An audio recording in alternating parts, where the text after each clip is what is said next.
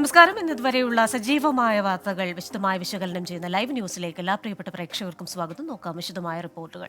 പുതിയ ബാർക്കോഴ ആരോപണത്തിൽ ജുഡീഷ്യൽ അന്വേഷണം വേണമെന്ന UDF മന്ത്രിമാരായ പി രാജേഷ്, മുഹമ്മദ് റിയാസ് എന്നിവരുടെ രാജി ആവശ്യപ്പെട്ട് സമരം ശക്തമാക്കാനും ഇന്ന് ചേർന്ന ഏകോപന സമിതി യോഗത്തിൽ തീരുമാനം.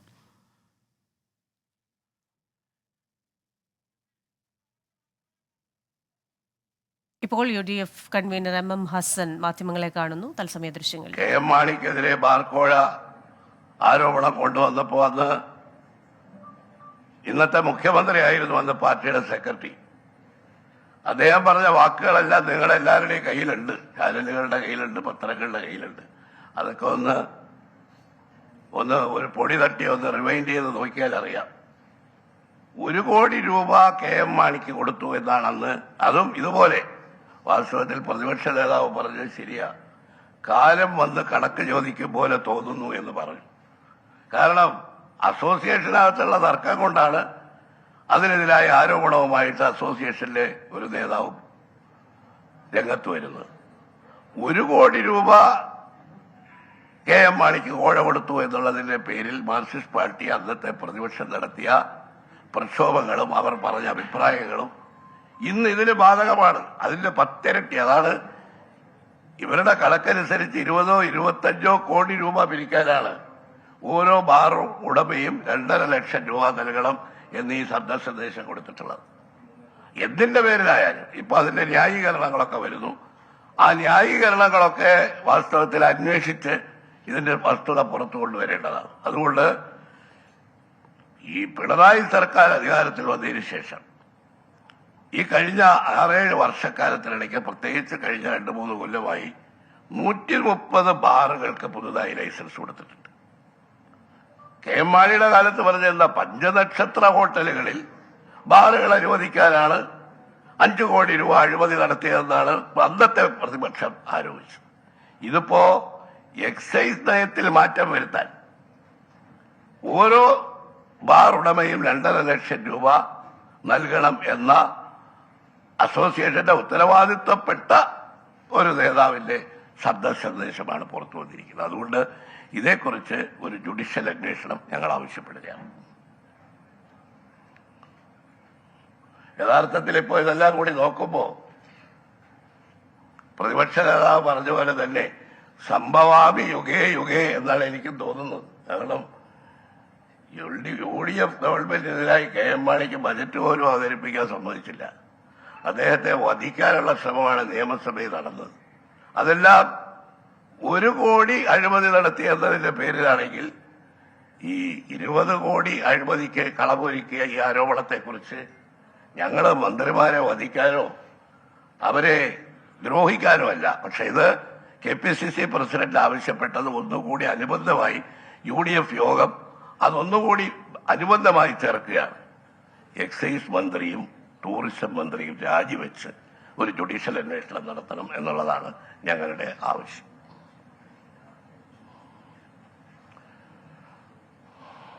ലോക്സഭാ തെരഞ്ഞെടുപ്പിന് ശേഷം ഇന്ന് UDFന്റെ ഏകോപന സമിതി കൂടിയതാണ്. ഞങ്ങൾ ലോക്സഭാ തെരഞ്ഞെടുപ്പിനെ കുറിച്ച് ഒരു വിലയിരുത്തൽ നടത്തി. ഓരോ പാർട്ടികളും വിലയിരുത്തൽ നടത്തിയതിനു ശേഷം UDF നടത്തിയ ഇന്നത്തെ വിലയിരുത്തലിൽ ഘടകകക്ഷി സ്ഥാനാർത്ഥികൾ മത്സരിച്ച നിയോജക മണ്ഡലത്തിൽ ഉൾപ്പെടെ എല്ലാ നിയോജക മണ്ഡലങ്ങളിലുമുള്ള തെരഞ്ഞെടുപ്പിന്റെ ഫലത്തെക്കുറിച്ചുള്ള വിലയിരുത്തലിൽ 20-ൽ 20 സീറ്റും UDF വിജയിക്കും എന്നാണ് ഇന്നത്തെ വിലയിരുത്തലിൽ UDF യോഗം ആ വിലയിരുത്തലിലൂടെ ഞങ്ങൾ എത്തിച്ചേർന്ന ഒരു അഭിപ്രായം. കേരള ലോകസഭ, കേരള ലോകസഭയല്ല, കേരള സഭ നടക്കാൻ പോവുകയാണ്. കഴിഞ്ഞ 2 കേരള സഭകൾ ഞങ്ങൾ ബഹിഷ്കരിച്ചു. കാരണം അതിന്റെ കൺസെപ്റ്റ് തന്നെ നമുക്ക് അംഗീകരിക്കാൻ കഴിയാത്തതാണ്. പ്രവാസികളുടെ പ്രശ്നങ്ങൾ ചർച്ച ചെയ്യാനും തീരുമാനമെടുക്കാനും നിയമസഭാ സ്പീക്കറെ അധ്യക്ഷനാക്കിക്കൊണ്ട് ഈ നിയമസഭയുടെ മാതൃകയിൽ ഒരു സഭ ഉണ്ടാക്കിയതിനെ ഞങ്ങൾ അന്ന് എതിർത്തിരുന്നു. ഞാൻ കേരളത്തിലെ പ്രവാസകാര്യ മന്ത്രിയായിരുന്ന ആളാണ്. ആ കാലത്തും പിന്നീടും അച്യുതാനന്ദൻ മുഖ്യമന്ത്രിയായപ്പോഴും പിന്നീട് പിണറായി ആദ്യം വന്നപ്പോഴും ഒക്കെ പ്രവാസികളുടെ ആഗോള സമ്മേളനങ്ങൾ നടത്തിയിട്ടുണ്ട്. അവരുടെ പ്രശ്നങ്ങൾ ചർച്ച ചെയ്തിട്ടുണ്ട്. കേന്ദ്ര ഗവൺമെന്റ് ആണെങ്കിൽ വാജ്പേയി പ്രധാനമന്ത്രിയായിരുന്നപ്പോഴാണ് പ്രവാസി ഭാരതീയ സമ്മേളനം ആരംഭിച്ചത്. ആദ്യം മുതൽ ഒരു 6-7 സമ്മേളനങ്ങളിൽ കേരളത്തിലെ പ്രവാസി കാര്യമന്ത്രി എന്നും പിന്നീട് നോർക്കയുടെ ചെയർമാൻ എന്ന നിലയിൽ ഞാൻ പങ്കെടുത്തിട്ടുള്ളത്. അത് തന്നെ വാസ്തവത്തിൽ ഈ പാശ്ചാത്യ രാജ്യങ്ങളിൽ നിന്ന് അമേരിക്ക, യൂറോപ്പ്, കാനഡ അവിടെ നിന്ന് അവര് ആളുകളെയൊക്കെ വിളിച്ചു വരുത്തി ഒരു വലിയ ആഡംബരമാണ്. കോടിക്കണക്കിന് രൂപ ചിലവാക്കി ഈ പ്രവാസികളുടെ പ്രശ്നം ചർച്ച ചെയ്യലാണ്. പ്രവാസി ഭാരതീയ സമ്മാൻ അവാർഡ് കൊടുക്കുന്നുണ്ട്. ഞങ്ങൾ കേരളമാണ് ആദ്യം ശക്തിയായിട്ട് അങ്ങനെ ഒരു സമ്മേളനം നടത്തുമ്പോൾ ഏറ്റവും കൂടുതൽ പ്രവാസികളുള്ള. ബാർക്കോഴ ആരോപണത്തിൽ ജുഡീഷ്യൽ അന്വേഷണം ആവശ്യപ്പെടുകയാണ് കോൺഗ്രസ്. എക്സൈസ് മന്ത്രിയും ടൂറിസം മന്ത്രിയും രാജിവെക്കണം. അതേപോലെ തന്നെ വിഷയത്തിൽ ജുഡീഷ്യൽ അന്വേഷണം വേണമെന്നാണ് ഇപ്പോൾ എം ഹസൻ ആവശ്യപ്പെടുന്നത്. ബാർക്കോഴ ആരോപണം അന്വേഷിക്കാൻ ക്രൈംബ്രാഞ്ചിന്റെ പ്രത്യേക സംഘം കേസെടുക്കാതെയുള്ള പ്രാഥമിക അന്വേഷണം നടത്തും. ക്രൈംബ്രാഞ്ച് ആസ്ഥാനത്തെ ഡിവൈഎസ്പി ബിനു ആണ് അന്വേഷണ ഉദ്യോഗസ്ഥൻ. അതിന്റെ കോഴ വിവാദത്തിൽ പ്രതിരോധത്തിലായതോടെ ബാറുകൾക്ക് ഇളവുകൾ നൽകാനുള്ള നീക്കത്തിൽ നിന്ന് സർക്കാർ പിന്നോട്ട്. ഡ്രൈ ഡേ മാറ്റണമെന്ന സെക്രട്ടറി തല ശുപാർശ പരിഗണിച്ചേക്കില്ല. വിവരങ്ങളുമായി ഷഫീദ് റാവുത്തർ ചേരുകയാണ് തിരുവനന്തപുരത്ത് നിന്ന്.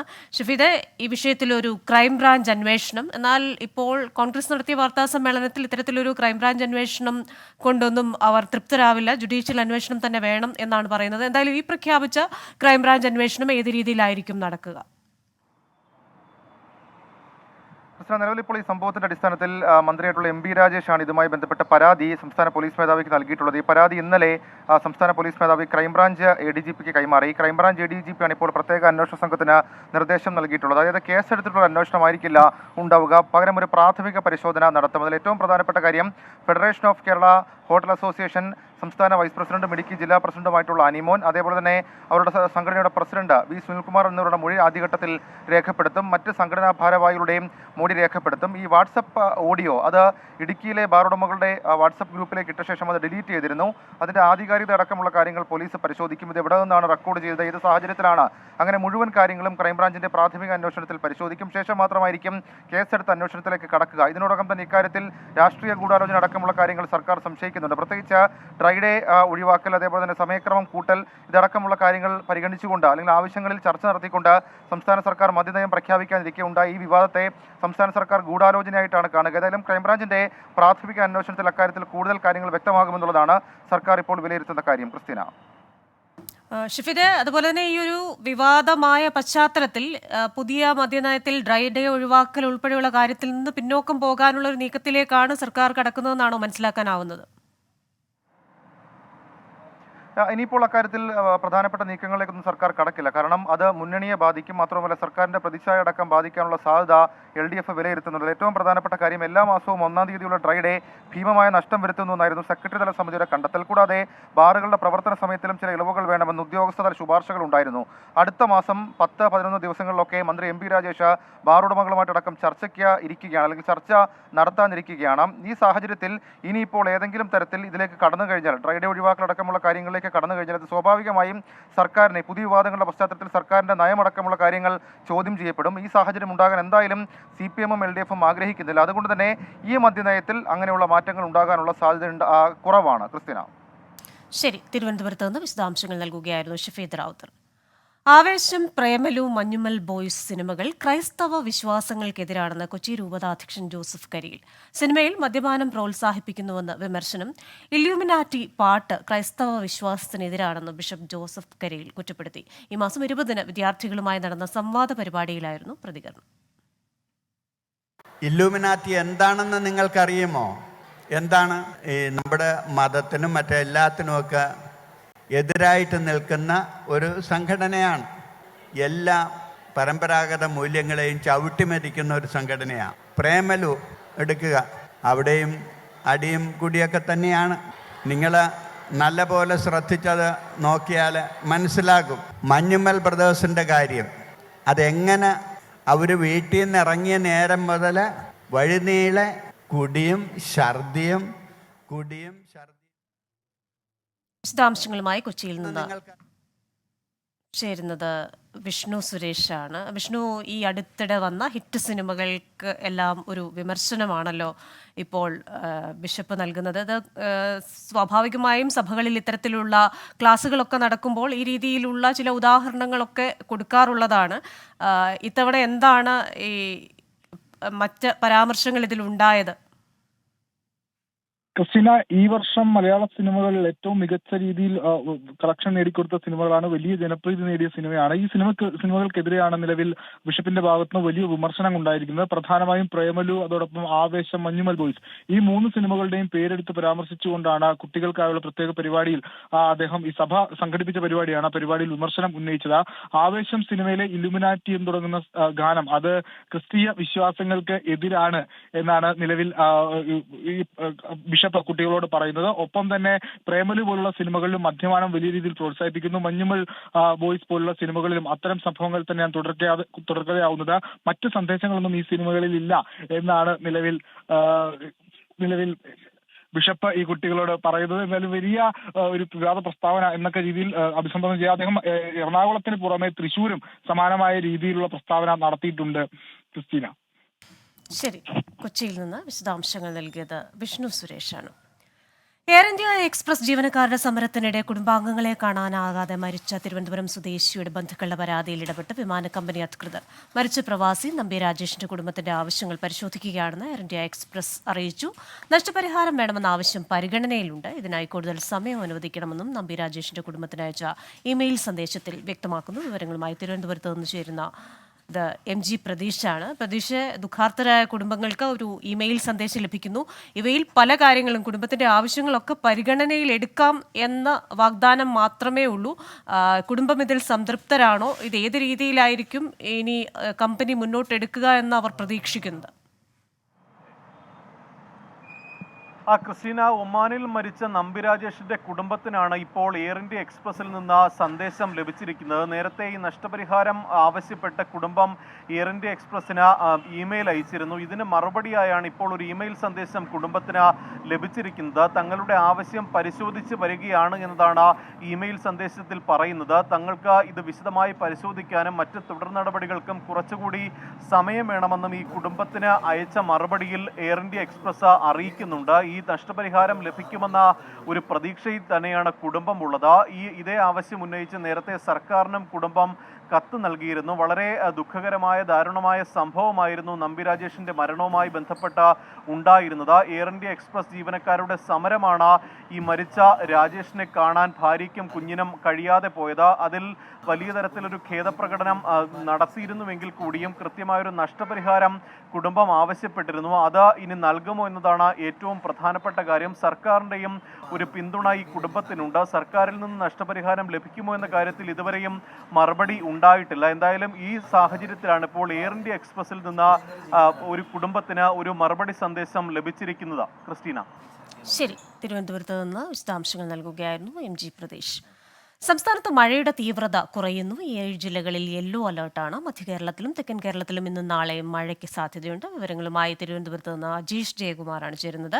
അജീഷ്, സംസ്ഥാനത്ത് മഴയുടെ ഒരു കാഠിന്യം കുറഞ്ഞിട്ടുണ്ട്, പക്ഷേ ആ മഴക്കെടുതി മിക്കയിടങ്ങളിലും അതേപോലെ തുടരുകയാണെന്നാണ് മനസ്സിലാക്കാൻ സാധിക്കുന്നത്. പുതിയ നിർദ്ദേശങ്ങളും ജാഗ്രതാ നിർദ്ദേശങ്ങളും ഒക്കെ എന്തൊക്കെയാണ്? ക്രിസ്റ്റീന, ഏറ്റവും പുതിയ മുന്നറിയിപ്പ് അനുസരിച്ച് സംസ്ഥാനത്ത് പലയിടങ്ങളിലും, അതായത് നാളെ 4 ജില്ലകളിലാണ് യെല്ലോ അലേർട്ട് പ്രഖ്യാപിച്ചിരിക്കുന്നത്. കഴിഞ്ഞ ദിവസങ്ങളെ അപേക്ഷിച്ച് സംസ്ഥാനത്ത് പല ജില്ലകളിലും മഴയുടെ തീവ്രത കുറഞ്ഞിട്ടുണ്ട്. പക്ഷേ ക്രിസ്റ്റീന സൂചിപ്പിച്ചതുപോലെ തന്നെ കഴിഞ്ഞ ദിവസം ഉണ്ടായ ആ മഴക്കെടുതിയുടെ ആഘാതം ഇപ്പോഴും വിട്ടുമാറിയിട്ടില്ല. പ്രത്യേകിച്ച് തീരദേശ മേഖലകളിലും വെള്ളക്കെട്ടുണ്ടായ സ്ഥലങ്ങളിലുമാണ് ഇപ്പോഴും അതിൻ്റെ ആഘാതം തുടരുന്നത്. മധ്യ കേരളത്തിലും തെക്കൻ കേരളത്തിലും ഇന്നും നാളെയും ശക്തമായ മഴയ്ക്ക് സാധ്യത എന്ന മുന്നറിയിപ്പുണ്ട്. തിരുവനന്തപുരം, കൊല്ലം, പത്തനംതിട്ട, ആലപ്പുഴ, കോട്ടയം, എറണാകുളം, ഇടുക്കി ജില്ലകളിലാണ് ഇന്ന് യെല്ലോ അലേർട്ട് നിലനിൽക്കുന്നത്. പത്തനംതിട്ട, ആലപ്പുഴ, കോട്ടയം, എറണാകുളം ജില്ലകളിൽ നാളെ യെല്ലോ മുന്നറിയിപ്പുണ്ട്. മറ്റു ജില്ലകളിലൊക്കെ തന്നെ ഈ കനത്ത മഴ മുന്നറിയിപ്പ് ഇല്ലെങ്കിൽ പോലും ഒറ്റപ്പെട്ട ഇടങ്ങളിൽ മഴ മുന്നറിയിപ്പ് നൽകുന്നുണ്ട്. മഴ പെയ്യുമെന്നുള്ള മുന്നറിയിപ്പ് നൽകുന്നു. എന്തായാലും പലയിടങ്ങളിലും ഇപ്പോൾ മഴക്കെടുതിയുടെ അതിൻ്റെ ഒരു ബാക്കി ഇപ്പോഴും തുടരുകയാണ്. ക്രിസ്റ്റീന. തിരുവനന്തപുരത്ത് നിന്ന് ഏറ്റവും പുതിയ കാലാവസ്ഥാ മുന്നറിയിപ്പുകൾ വിശദീകരിക്കുകയായിരുന്നു അജീഷ് ജയകുമാർ. പെരിയാറിനെ മത്സ്യക്കുരുതിയിൽ മലിനീകരണ നിയന്ത്രണ ബോർഡിനെ തള്ളി കുഫോസിന്റെ റിപ്പോർട്ട്. പെരിയാറിൽ അമോണിയയും സൾഫൈഡും അപകടകരമായ അളവിലെന്ന് റിപ്പോർട്ടിൽ പരാമർശം. രാസവസ്തുക്കൾ എവിടെ നിന്നെന്നറിയില്ലെന്നും രാസപരിശോധനാ ഫലം വരണമെന്നും റിപ്പോർട്ട് വ്യക്തമാക്കുന്നു. എന്നാൽ മത്സ്യങ്ങൾ ചത്തുപൊങ്ങാൻ കാരണം ഫാക്ടറികളിലെ രാസമാലിന്യമല്ലെന്നാണ് മലിനീകരണ നിയന്ത്രണ ബോർഡിന്റെ വിശദീകരണം. വിവരങ്ങളുമായി കൊച്ചിയിൽ നിന്ന് എസ് ശ്രീകാന്ത് ശരിയാണ്. ശ്രീകാന്ത്, എന്തായാലും പുഴയിൽ ചില രാസവസ്തുക്കളുടെ സാന്നിധ്യമുണ്ട് എന്ന കണ്ടെത്തൽ കുഫോസ് നടത്തിയിരിക്കുന്നു. ഇത് മലിനീകരണ നിയന്ത്രണ ബോർഡിന്റെ ഒരു വിശദീകരണവുമായി ചേർന്നു പോകാത്തതാണ്. എവിടെ നിന്ന് ഈ രാസമാലിന്യം എത്തി എന്നറിയാൻ എത്ര നാൾ കാത്തിരിക്കേണ്ടി വരും? ക്രിസ്റ്റിന, ഇത് ഈ മീനുകളൊക്കെ തന്നെ നഷ്ടപ്പെട്ട കർഷകരെ കളിയാക്കുന്ന രീതിയിലാണ് സർക്കാരിൻ്റെ ഈ സംവിധാനങ്ങൾ ഇപ്പോൾ അവരവർക്ക് ഇഷ്ടമുള്ള രീതിയിൽ ഓരോ റിപ്പോർട്ട് വിടുന്നത്. നേരത്തെ ഇറിഗേഷൻ വകുപ്പ് ഈ പൊല്യൂഷൻ കൺട്രോൾ ബോർഡിനെതിരെ ഒരു റിപ്പോർട്ട് നൽകുന്നു. പൊല്യൂഷൻ കൺട്രോൾ ബോർഡ് പറയുന്നു ഒരു പ്രശ്നവും നടന്നിട്ടില്ല, ഒരു രാസമാലിന്യ ചോർച്ചയും ഉണ്ടായിട്ടില്ല, വെള്ളം കെട്ടിക്കിടന്നതാണ് പ്രശ്നം എന്ന രീതിയിൽ അവരൊരു റിപ്പോർട്ട് കൊടുക്കുന്നു. അത് ഇന്ന് ആ വിശദാംശങ്ങൾ നമ്മൾ കൊടുത്തതുമാണ്. തൊട്ടു പിന്നാലെ കുഫോസ് ഇപ്പോൾ ഒരു റിപ്പോർട്ട് വയ്ക്കുന്നു, അവിടെ രാസമാലിന്യം ഉണ്ടായിരുന്നു എന്ന്. മൂന്നും പ്രധാനപ്പെട്ട ഏജൻസികളാണ്, സർക്കാരുമായി ചേർന്ന് നിൽക്കുന്നതാണ്. ഈ മൂന്നെണ്ണത്തിൽ ഏത് വിശ്വസിക്കണം എന്ന് അറിയാതെ ഇപ്പോൾ വലയുകയാണ് കർഷകരും. അതിൽ പറയുന്നത് ഇങ്ങനെയാണ്: പെരിയാറിൽ അമോണിയയും സൾഫൈഡും അപകടകരമായ അളവിലുണ്ട് എന്നാണ് കുഫോസിന്റെ റിപ്പോർട്ടിൽ പറയുന്നത്. വെള്ളത്തിൽ ഓക്സിജന്റെ അളവും വളരെ കുറവാണ് എന്ന് ചൂണ്ടിക്കാട്ടുന്നു. അത് സ്വാഭാവികമായും അത് നേരത്തെ മുതൽ തന്നെ അതിൽ ഓക്സിജന്റെ അളവ് വളരെ കുറവാണ്. രാസവസ്തുക്കൾ എവിടെ നിന്നാണ് വന്നതെന്ന് അറിയില്ലെന്നും അതിന് ഈ രാസപരിശോധനാ ഫലം വരണമെന്നും കുഫോസിന്റെ റിപ്പോർട്ടിൽ ചൂണ്ടിക്കാണിക്കുന്നുണ്ട്. അതായത് രാസമാലിന്യം ചോർന്നിട്ടുണ്ട്, അത് ഏത് കമ്പനിയിൽ നിന്നാണ് എന്ന് മാത്രം ഇനി കണ്ടെത്തിയാൽ മതി. ഇറിഗേഷൻ വകുപ്പും പൊല്യൂഷൻ കൺട്രോൾ ബോർഡും എന്തിന് കാര്യങ്ങൾ മറച്ചു വെക്കുന്നു എന്ന ചോദ്യം കൂടിയാണ് കുഫോസിന്റെ ഈ റിപ്പോർട്ടിലൂടെ പുറത്തുവരുന്നത്. ഒരു ചോദ്യചിഹ്നമായി നിൽക്കുന്നത്. വരും ദിവസങ്ങളിൽ അതിന്റെ വിശദാംശങ്ങൾ അറിയാമെന്ന് പ്രതീക്ഷിക്കുന്നു. സബ് കളക്ടർ ഇന്ന് മിക്കവാറും റിപ്പോർട്ട് കളക്ടർക്ക് കൈമാറും. ക്രിസ്റ്റിന, ശരി. പെരിയാറിൽ എന്തായാലും അമോണിയയും സൾഫൈഡും അടക്കമുള്ള രാസവസ്തുക്കൾ കടന്നിട്ടുണ്ട് എന്ന കുഫോസിന്റെ റിപ്പോർട്ട്. ഈ രാസമാലിന്യങ്ങൾ എങ്ങനെ പെരിയാറിലെത്തി എന്ന ചോദ്യത്തിനാണ് ഇനി ഉത്തരമാകേണ്ടത്. വിവരങ്ങൾ നൽകുകയായിരുന്നു എസ് ശ്രീകാന്ത് കൊച്ചിയിൽ നിന്ന്. ലൈവ് ന്യൂസിലേക്ക് എല്ലാ പ്രിയപ്പെട്ട പ്രേക്ഷകർക്കും വീണ്ടും സ്വാഗതം. 6ാം ഘട്ട വിധിയെഴുത്ത്. ICL FinCorp 24 ഇലക്ഷൻ സമർപ്പിക്കുന്നത് ICL FinCorp, the intelligent choice.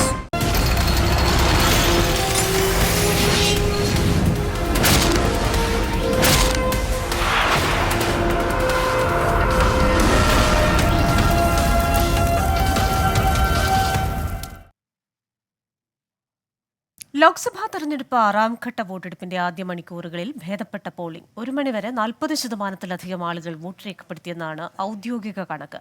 ഡൽഹിയിലെയും ഹരിയാനയിലെയും എല്ലാ സീറ്റുകളിലും ഇന്നാണ് വോട്ടെടുപ്പ് നടക്കുന്നത്. കൂടുതൽ വിവരങ്ങളുമായി ആർ രാധാകൃഷ്ണൻ ചേരുകയാണ് ഡൽഹിയിൽ നിന്ന്. ആർക്ക് ഏറെ നിർണായകമായ നിരവധി മണ്ഡലങ്ങളിൽ പ്രമുഖർ ജനവിധി തേടുന്നുണ്ട്. പ്രമുഖർ ഇന്ന് വോട്ട് ചെയ്തു.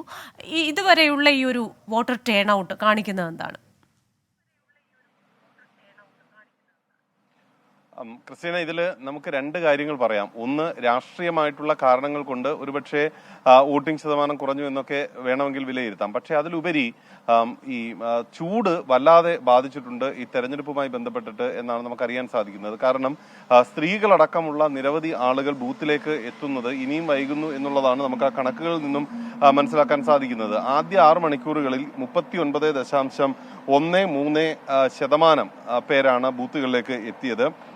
അത് ബീഹാറിൽ 36.48%, ഹരിയാനയിൽ 36.48%, ജമ്മുകാശ്മീരിൽ 35.22%, ജാർഖണ്ഡിൽ 42.54%, ഡൽഹിയിൽ 34.37%, ഒഡീഷയിൽ 35.69%, ഉത്തർപ്രദേശിൽ 37.23%, പശ്ചിമബംഗാളിൽ 54.50% ആളുകളുമാണ് അവരുടെ സമ്മതിദാനം വിനിയോഗിച്ചത്. നമുക്കിതിൽ നിന്ന് കൃത്യമായിട്ട് മനസ്സിലാക്കാൻ സാധിക്കുന്നത് ഈ ഉത്തരേന്ത്യൻ മേഖലകളിൽ ചൂട് ഏതാണ്ട് 45 ഡിഗ്രിയാണ് ശരാശരി എന്ന അവസ്ഥ നിലനിൽക്കുന്നുണ്ട്. അതുകൊണ്ട് തന്നെ 10 മണിക്ക് ശേഷമുള്ള ആളുകളുടെ വരവിൽ അതൊരു മാറ്റം ആ വിധത്തിൽ അത് പ്രതിഫലിച്ചിട്ടുണ്ട് എന്നാണ് നമുക്ക് അറിയാനായിട്ട് സാധിക്കുന്നത്. ബൂത്തുകൾക്ക് മുന്നിൽ സാധാരണഗതിയിൽ നമ്മൾ പ്രതീക്ഷിക്കുന്ന വലിയ നിര ഉണ്ടായിരുന്നില്ല. മാത്രമല്ല വലിയ രീതിയിലുള്ള പ്രചരണ പരിപാടികളാണ് ഈ വോട്ടിംഗ് കൂട്ടുന്നതിന് വേണ്ടിയിട്ട് തെരഞ്ഞെടുപ്പ് കമ്മീഷന്റെ ഭാഗത്ത് നിന്ന് ഉണ്ടായിരുന്നത്. അത് പക്ഷേ ഫലം കാണുന്ന വിധത്തിലേക്ക് കാര്യങ്ങൾ എത്തിയില്ല. പക്ഷേ പല ഇടങ്ങളിലും ഈ ചൂട് കാരണം പലരും തളർന്നു വീഴുന്നു, അങ്ങനെയൊക്കെയുള്ള സാഹചര്യങ്ങളും കൂടി നമുക്ക് കാണാനായിട്ട് സാധിച്ചു. ഏതായാലും നിലവിലുള്ള സാഹചര്യത്തിൽ അല്പസമയത്തിനകം പുതിയ പെർസെൻറ്റേജ് വരും. 3:30 അടുത്ത പെർസെൻറ്റേജ് വരേണ്ടത്. ആ ഘട്ടത്തിൽ നമുക്ക് അറിയാനായിട്ട് സാധിക്കും ഈ തെരഞ്ഞെടുപ്പുമായി ബന്ധപ്പെട്ടിട്ടുള്ള കാര്യങ്ങൾ എങ്ങനെ മുന്നോട്ട് പോകുന്നു എന്നുള്ളത്.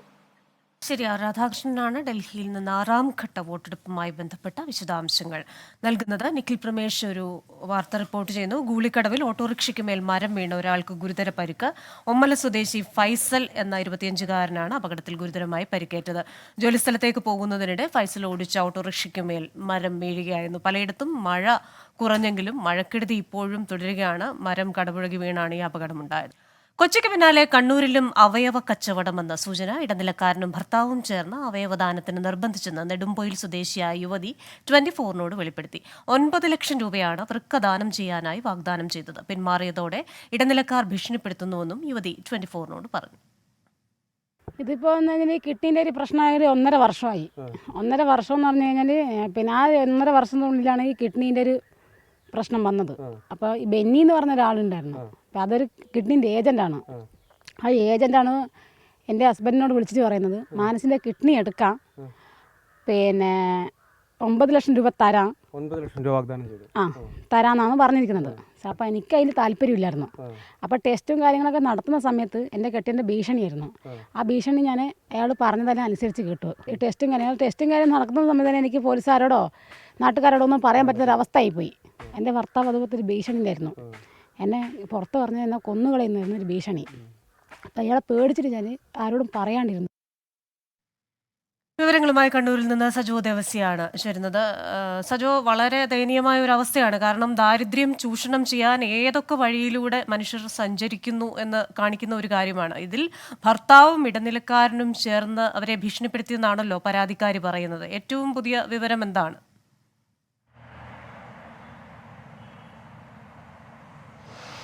ക്രിസ്റ്റീന, പേരാവൂർ നെടുമ്പോയിൽ സ്വദേശിനിയായ ആദിവാസി യുവതിയാണ് അതീവ ഗൗരവ സ്വഭാവത്തിലുള്ള ഞെട്ടിക്കുന്ന ഈ വെളിപ്പെടുത്തൽ നടത്തിയിട്ടുള്ളത്.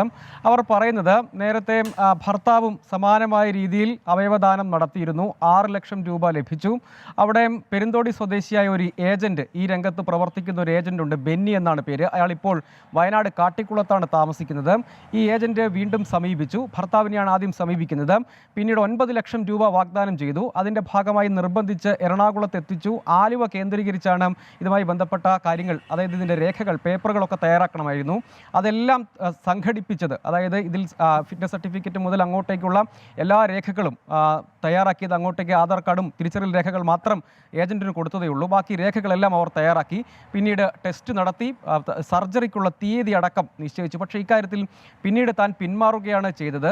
ഏജന്റ് ഇങ്ങനെ പലരെയും നിർബന്ധിച്ചും പണം വാഗ്ദാനം ചെയ്തും പല രീതിയിൽ ഈ മേഖലയിലുള്ള ആദിവാസി മേഖലയിൽ അടക്കമുള്ള ആളുകളെ അവരുടെ ദാരിദ്ര്യവും സാമ്പത്തിക പ്രതിസന്ധിയും ഒക്കെ ചൂഷണം ചെയ്തുകൊണ്ട് ഭീഷണിപ്പെടുത്തിയും അല്ലാതെയും ഒക്കെ സമാനമായ രീതിയിൽ വൃക്കദാനം ചെയ്യുന്നതിന് വേണ്ടിയും മറ്റ് അവയവദാനത്തിന് വേണ്ടിയും നിർബന്ധിച്ചു എന്നാണ് പറയുന്നത്. ഇവരുടെ കാര്യത്തിൽ മാത്രം ഇവർ ഒടുവിൽ പിന്മാറുകയാണ് ചെയ്തത്. അതിലൊരു തട്ടിപ്പ് മണത്ത ഒടുവിൽ അവർ പിന്മാറുകയാണ് ചെയ്തത്. അങ്ങനെ പിന്മാറിയതിന് പിന്നാലെ തുടർച്ചയായ ഭീഷണി ഏജന്റിന്റെ ഭാഗത്തു നിന്നുണ്ടായി. ഭർത്താവുമായി അവർ അതിനുശേഷം ചില തർക്കത്തിലും പ്രശ്നത്തിലേക്കും പോയി. ഭീഷണി തുടർന്ന പശ്ചാത്തലത്തിൽ അങ്ങനെ ഭർത്താവിനെതിരെ അടക്കം ഇവർ പോലീസിൽ പരാതി പിന്നീട് നൽകുകയും ഒക്കെ ചെയ്തിട്ടുണ്ട്. അങ്ങനെ ആ ഭർത്താവിനെ ഉപയോഗിച്ച് പിന്നീട് ഏജന്റ് തുടർച്ചയായി ഭീഷണിപ്പെടുത്തി, ഇയാളും ഭീഷണിപ്പെടുത്തി. പിന്നീട് പരാതി നൽകുമെന്ന ഘട്ടം വന്നപ്പോഴാണ് ഏജന്റ് പിന്മാറുന്നത് എന്നവർ പറയുന്നു. പോലീസ് DIGക്കും കേളകം സ്റ്റേഷനിലും DYSPക്കും ഒക്കെ പരാതി നൽകിയിരുന്നു. 1 മാസം മുൻപാണ് ഈ പരാതി നൽകിയത്. പക്ഷേ അതിന്മേൽ കാര്യമായ അന്വേഷണമൊന്നും ഉണ്ടായില്ല എന്നാണ് യുവതി ആരോപിക്കുന്നത്. അതിന് പിന്നാലെ ഈ സംഭവം കുറച്ചുകൂടി ശ്രദ്ധയിലേക്ക് വന്നതോടുകൂടിയും ഇന്ന് പേരാവൂർ DYSP അടക്കുന്ന ഉദ്യോഗസ്ഥ സംഘം യുവതിയുടെ മൊഴി രേഖപ്പെടുത്തിയിട്ടുണ്ട്. കേസെടുത്ത് തുടർ നടപടികളിലേക്ക് കടക്കും എന്നാണ് ഈ ഘട്ടത്തിൽ നമ്മൾ മനസ്സിലാക്കുന്നത്. ഇതിൻ്റെ പിന്നിൽ, അതായത് ഈ യുവതി തന്നെ വെളിപ്പെടുത്തുന്നത്, പലതവണ ഈ ടെസ്റ്റിന് വേണ്ടിയും മറ്റ് രേഖകൾ തയ്യാറാക്കുന്നതിന് വേണ്ടിയും ആലുവയിലും എറണാകുളത്തും എത്തി. എറണാകുളത്ത് വെച്ചാണ് ടെസ്റ്റ് നിശ്ചയിച്ചത്. പിന്നീട് സർജറി ഡേറ്റ് അടക്കം തന്നു. അവിടെ അടക്കം ഈ രേഖകൾ തയ്യാറാക്കുന്ന കാര്യത്തിലുമൊക്കെ വലിയ സഹായങ്ങൾ, വലിയൊരു റാക്കറ്റ് തന്നെ ഉണ്ട് എന്ന് സംശയിക്കും വിധമുള്ള ആളുകളുടെ സഹായങ്ങൾ അവിടെ ലഭ്യമായിരുന്നു. സാധാരണഗതിയിൽ എളുപ്പത്തിൽ സംഘടിപ്പിക്കാൻ കഴിയാത്ത രേഖകളൊക്കെ ഇവർ അവിടെ വെച്ച് വളരെ വേഗത്തിൽ തന്നെ തയ്യാറാക്കി. പലരെയും, അതായത് ഒരു ഘട്ടത്തിൽ പണം വാഗ്ദാനം ചെയ്യുന്ന കാര്യത്തിൽ തർക്കമുണ്ടാകുമ്പോൾ പിന്മാറുന്നവരെയൊക്കെ അവർ ഈ തരത്തിൽ ഭീഷണിപ്പെടുത്തുന്നു. ഒപ്പം ഇപ്പോൾ തൻ്റെ ജീവനടക്കം ഭീഷണിയുണ്ട് എന്നാണ് ഈ യുവതി പറയുന്നത്. കാരണം ഇതിൽ നിന്ന് പിന്മാറുകയും ഈ കാര്യങ്ങളെല്ലാം വെളിപ്പെടുത്തുകയും ചെയ്തതിന് പിന്നാലെ വലിയ ജീവന് തന്നെ ഭീഷണിയുണ്ട് എന്നുകൂടി അവർ പറയുന്നുണ്ട്. ഏതായാലും പോലീസ് ഇപ്പോൾ ഒരു ആക്ഷനിലേക്ക് ഇപ്പോൾ ഒന്ന് ഉണർന്നിട്ടുണ്ട്. മൊഴി ഏതായാലും രേഖപ്പെടുത്തിയിട്ടുണ്ട്. തുടർ നടപടികളിലേക്ക് കടക്കും എന്നാണ് പോലീസ് പറയുന്നത്. എന്താണെന്ന് കാത്തിരുന്നു കാണണം. ശരി, കണ്ണൂരിൽ നിന്ന് വിശദാംശങ്ങൾ നൽകിയത് സജോ ദേവസ്യാണ്. രണ്ട് പ്രധാനപ്പെട്ട വാർത്തകൾ കൂടി ഇപ്പോൾ വരുന്നുണ്ട്. ഒന്ന്, കേരള തീരത്ത് ശക്തമായ കാറ്റിനും മഴയ്ക്കും സാധ്യതയുണ്ട്. അതുകൊണ്ട് മത്സ്യത്തൊഴിലാളികൾ മത്സ്യബന്ധനത്തിന് പോകരുത് എന്ന നിർദ്ദേശം കാലാവസ്ഥാ വകുപ്പ് തന്നിട്ടുണ്ട്. അതേപോലെ തന്നെ കുഫോസിന്റെ റിപ്പോർട്ട് വന്നിരുന്നു. മത്സ്യക്കുരുതിയുമായി ബന്ധപ്പെട്ട് പുഴയിൽ രാസമാലിന്യം കലർന്നിരുന്നുവെന്നായിരുന്നു റിപ്പോർട്ട്. ഇപ്പോൾ ആ വാർത്തയുമായി ബന്ധപ്പെട്ട് അലയൻസ് മറൈൻ പ്രോഡക്റ്റ് എന്ന സ്ഥാപനം അടച്ചുപൂട്ടാൻ ഉത്തരവായിരിക്കുന്നു. മലിനീകരണ നിയന്ത്രണ ബോർഡാണ് നടപടിയെടുത്തിരിക്കുന്നത്. പ്രാഥമിക പരിശോധനയിൽ അലയൻസ് മറൈൻസ് പ്രോഡക്റ്റിൽ നിന്ന് പെരിയാറിലേക്ക് രാസമാലിന്യം ഒഴുക്കിയതായി കണ്ടെത്തി. ഈ കണ്ടെത്തലിന്റെ തുടർച്ചയായാണ് നടപടി. പെരിയാർ മത്സ്യക്കുരുതിയുമായി ബന്ധപ്പെട്ട വിഷയത്തിൽ ഹൈക്കോടതിയുടെ ഇടപെടൽ കൂടി വന്നിരിക്കുന്നു. ഇനി ഇത്തരം സംഭവങ്ങൾ ആവർത്തിക്കരുതെന്ന നിർദ്ദേശമാണ് ഹൈക്കോടതി നൽകിയിരിക്കുന്നത്. പെരിയാർ മലിനീകരണത്തിൽ സമർപ്പിച്ച ഉപഹർജിയിലാണ് ഹൈക്കോടതിയുടെ നടപടി. അതേപോലെ തന്നെ ഒരു വാർത്ത കൂടി വരുന്നത്, ഡെങ്കിപ്പനി ബാധിച്ച് യുവാവ് മരിച്ചുവെന്നാണ്. കഞ്ഞിക്കുഴി സ്വദേശി തൂങ്ങാലയിൽ ബൈജു ജോസ്, 45 വയസ്സുള്ള ബൈജു ജോസ് ആണ് മരിച്ചത്. കോട്ടയം മെഡിക്കൽ കോളേജിൽ വെച്ച് ഇന്ന് രാവിലെ 9 മണിയോടെയാണ് അന്ത്യം. മറ്റു വാർത്തകളിലേക്ക്. കൊച്ചി അവയവക്കടത്തിന്റെ മറവിൽ ലൈംഗിക പീഡനമെന്ന് പരാതി. പണം നൽകാമെന്ന് പറഞ്ഞു വിളിച്ചു വരുത്തി പീഡിപ്പിച്ചെന്നാണ് വൃക്ക നൽകിയ യുവതിയുടെ ആരോപണം. അവയവ വ്യാപാരം നടത്തിയ സംഘത്തിലെ ഇന്ത്യയിലെ സാമ്പത്തിക ഇടപാടുകൾ കൈകാര്യം ചെയ്തത് ഇന്നലെ പിടിയിലായ സജിത്ത് എന്നാണ് വിവരം. സംഘത്തിൽ കൂടുതൽ മലയാളികളുണ്ടോ എന്നതിൽ അന്വേഷണം തുടരുകയാണ്. വിശദാംശങ്ങളുമായി കൊച്ചിയിൽ നിന്ന് വിഷ്ണു സുരേഷ് ചേരുകയാണ്. വിഷ്ണു, ഈ അവയവക്കടത്തുമായി ബന്ധപ്പെട്ട് ഈ പറയുന്ന രീതിയിലുള്ള ലൈംഗിക ചൂഷണം ഉണ്ടാകുന്നുണ്ട് എന്ന് ഒരു യുവതിയുടെ പരാതി വരുന്നു. അതേപോലെ തന്നെ ഈ സാബിത്തുമായി ബന്ധപ്പെട്ട കൂടുതൽ വിവരങ്ങൾ, ഈ സംഘത്തിൽ കൂടുതൽ മലയാളികളുണ്ടോ എന്നതിലെ അന്വേഷണം, ഇതൊക്കെ ഏത് രീതിയിൽ പുരോഗമിക്കുന്നു?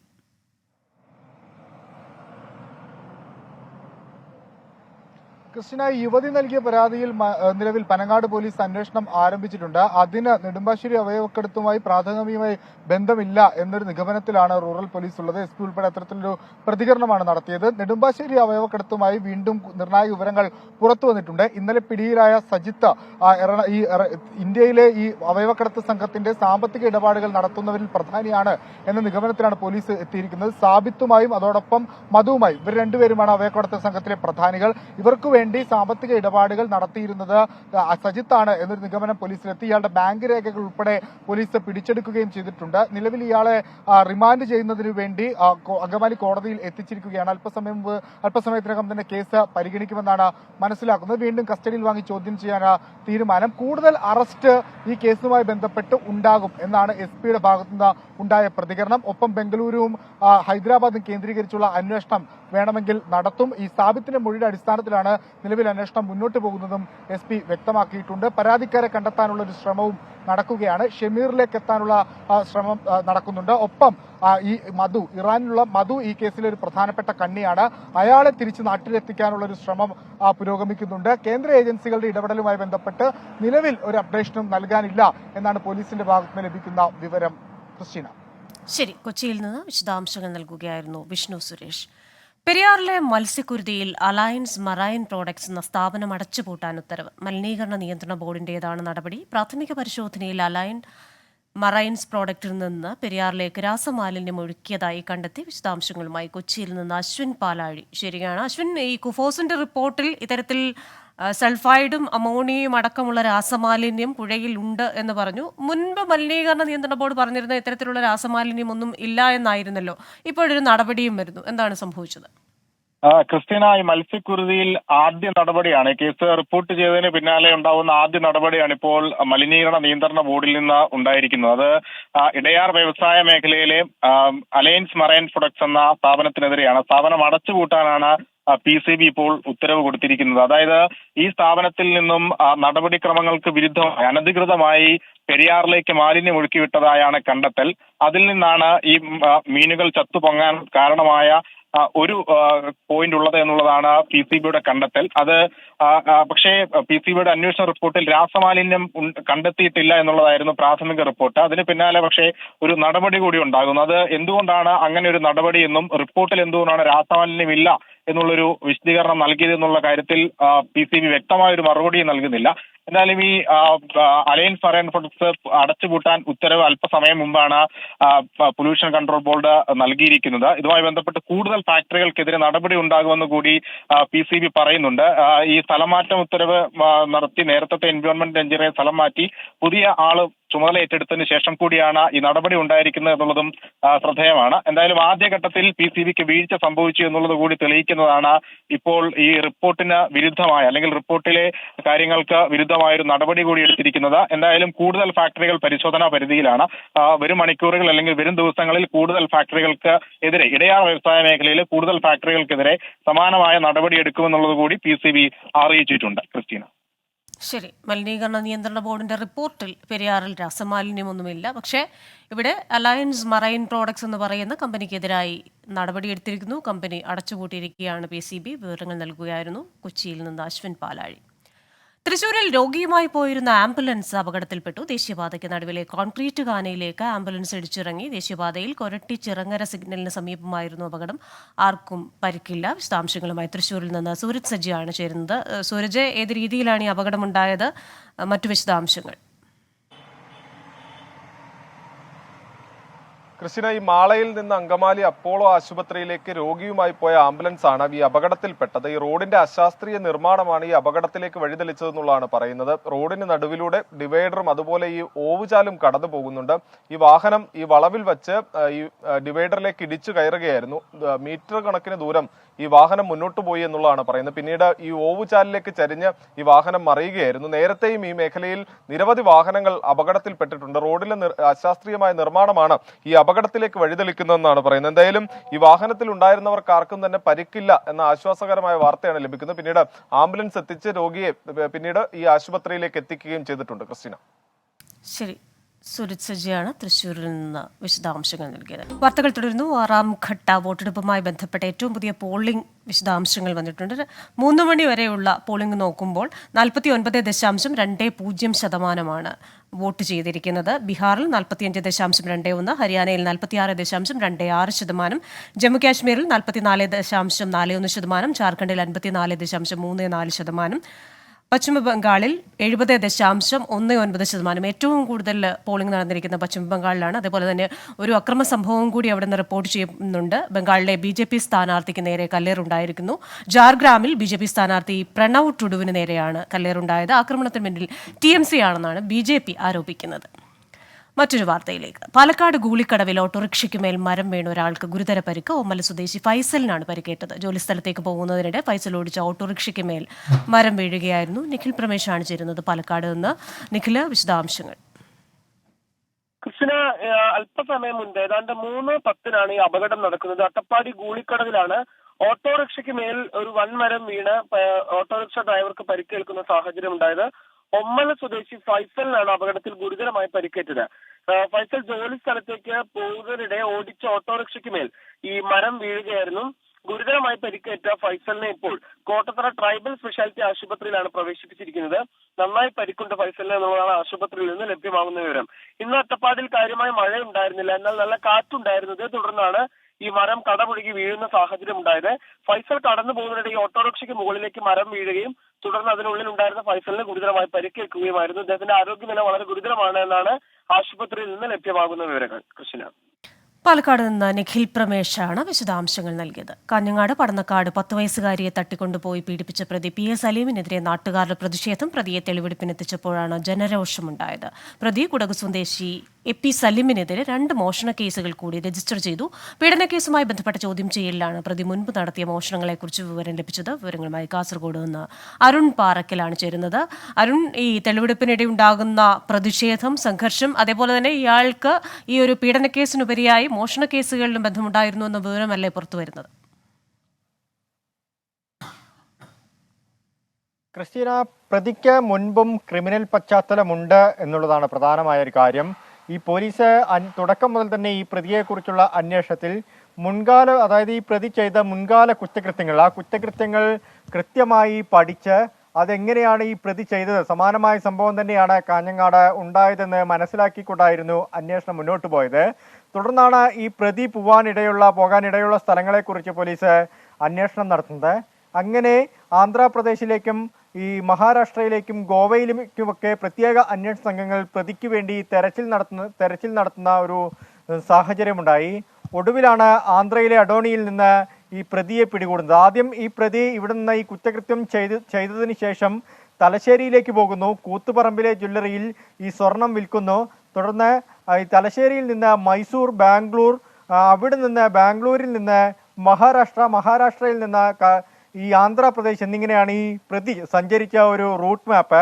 ഈ ആന്ധ്രാപ്രദേശിൽ അഡോണിയിൽ നിന്നാണ് ഈ പ്രതി അവസാനമായി വീട്ടിലേക്കും അതുപോലെ തന്നെ പെൺസുഹൃത്തിനെയും ഒക്കെ വിളിക്കുന്നൊരു സാഹചര്യം ഉണ്ടായത്. ഈ മൊബൈൽ ടവർ കേന്ദ്രീകരിച്ചുള്ള അന്വേഷണമാണ് ഒടുവിൽ അന്വേഷണ സംഘത്തിന് പ്രതിയെ കുരുക്കാനുള്ള ഒരു വഴിത്തിരിവായി മാറിയത്. എന്തായാലും പ്രതിയെ കാഞ്ഞങ്ങാട് എത്തിച്ചു. ഇന്ന് രാവിലെയും ഇന്ന് പുലർച്ചെയും 2 തവണയായി പ്രതിയെ ഈ സംഭവ സ്ഥലത്തെത്തിച്ച് തെളിവെടുപ്പ് നടത്തി. വലിയ രീതിയിലുള്ള ജനരോക്ഷം പ്രതിക്ക് നേരെ ഉണ്ടായി എന്നുള്ളതാണ്. പ്രതിയെ കയ്യേറ്റം ചെയ്യാൻ ശ്രമിക്കുന്നതടക്കമുള്ള കാര്യങ്ങൾ അവിടെ സംഭവിച്ചു. ഒടുവിൽ പോലീസ് ഏറെ പണിപ്പെട്ടാണ് ഈ നാട്ടുകാരെ അവിടെ നിന്ന് മാറ്റുന്നൊരു സാഹചര്യമുണ്ടായി തെളിവെടുപ്പ് പൂർത്തിയാക്കിയത്. അതിനുശേഷം കാഞ്ഞങ്ങാട് ഹോസ്ദുർഗ് സ്റ്റേഷനിലേക്ക് പ്രതിയെ എത്തിച്ചിട്ടുണ്ട്. ഇനിയും ചില നടപടിക്രമങ്ങൾ കൂടി പൂർത്തിയാക്കാനുണ്ട്. എന്തായാലും തെളിവെടുപ്പ് മുഴുവനായും പൂർത്തിയായി. ഈ തെളിവെടുപ്പിനിടെ ഈ പ്രതി പ്രദേശത്ത് തന്നെ നടത്തിയ ചില മോഷണ ശ്രമങ്ങളെക്കുറിച്ചും പോലീസിനോട് പറഞ്ഞു. 2 മോഷണ കേസുകൾ കൂടി പ്രതിക്കെതിരെ രജിസ്റ്റർ ചെയ്തു എന്നുള്ളതാണ്.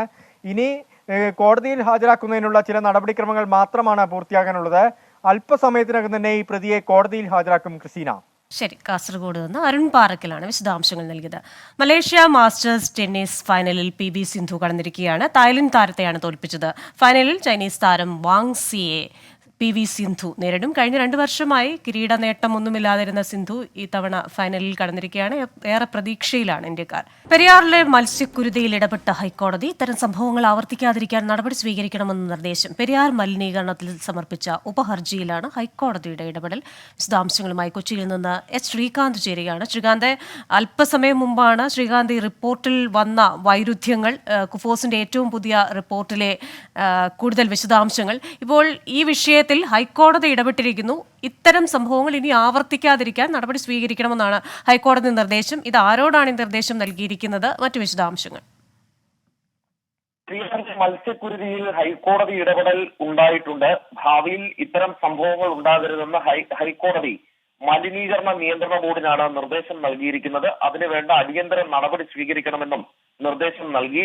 പെരിയാർ മലിനീകരണത്തിൽ സമർപ്പിച്ച ഉപഹർജിയിലാണ് ഹൈക്കോടതിയുടെ നിർദ്ദേശം വന്നിട്ടുള്ളത്. എന്തായാലും കോടതി കൂടി ഈ വിഷയത്തിൽ ഇടപെട്ട പശ്ചാത്തലത്തിൽ ശക്തമായ നടപടികൾ പ്രതീക്ഷിക്കാം. വിശദാംശങ്ങൾ നൽകിയായിരുന്നു കൊച്ചിയിൽ നിന്ന് ശ്രീകാന്ത്. ഇനി ഇപ്പോഴത്തെ കാലാവസ്ഥ.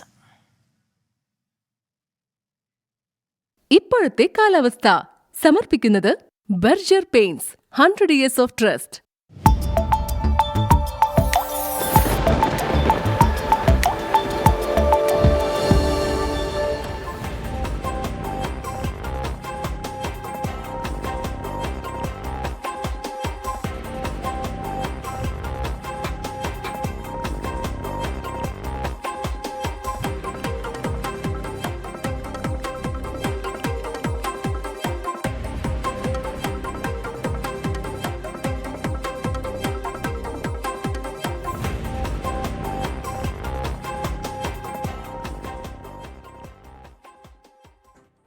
ലൈവ് ന്യൂസിന്റെ സമയം പൂർണ്ണമാവുകയാണ്.